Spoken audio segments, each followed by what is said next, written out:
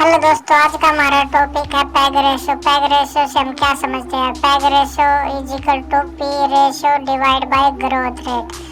यह हमें समझाता है कि स्टॉक महंगा है या सस्ता है, या उसकी ग्रोथ के हिसाब से हमें पता लगता है कि स्टॉक का कंडीशन क्या है।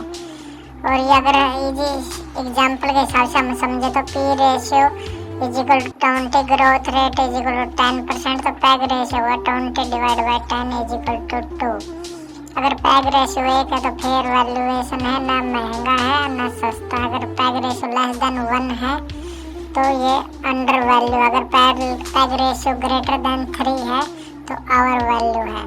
PEG ratio is equal to price with growth का बैलेंस चेक करता है, और इससे हमें यही समझ में आता है कि हम इन्वेस्टिंग कर रहे हैं तो उसकी ग्रोथ रेट के हिसाब से उसका क्या रिलेशन है इन्वेस्टमेंट के पर्पज से।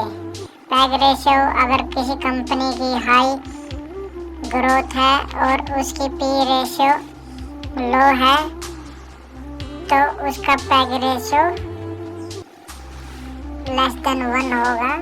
और अगर किसी कंपनी की ग्रोथ रेट लो है और पी रेशो हाई है तो उसका पैग रेशो हाई होगा।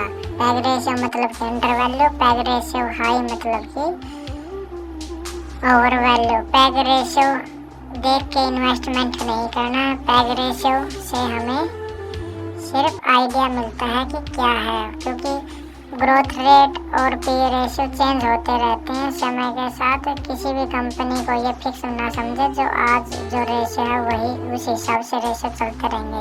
ये सिर्फ देखने के लिए है, इन्वेस्टमेंट करने का फाइनल डिसीजन पैग रेशो के हिसाब से नहीं लेना है। ग्रोथ एस्टिमेट गलत हो सकते हैं और हमेशा P plus growth plus business quality सब चेक करना है। उसी से हमें फाइनल पता लगता है कि कौन सा सही है। PEG ratio just normal check करने के लिए है, उसी से हमें पता लगता है इन्वेस्टमेंट डिसीजन हमने जो लिया है उसमें एक जस्ट ये ऐड ऑन है, और किसी कंपनी का बहुत हाई पी है उसमें ये वैलिड नहीं है।